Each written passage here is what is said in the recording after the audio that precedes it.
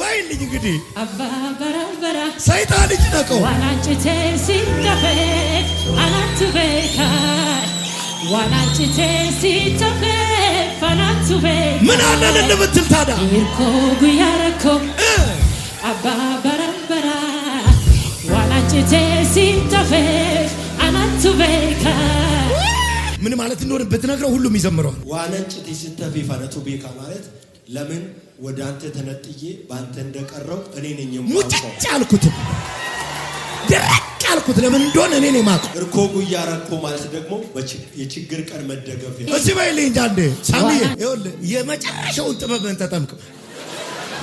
እርኮ ጉያረኮ አባ በረበራ ዋናጭቴ ሲተፈ አናቱ ቤካ Harasi galato, borus galato,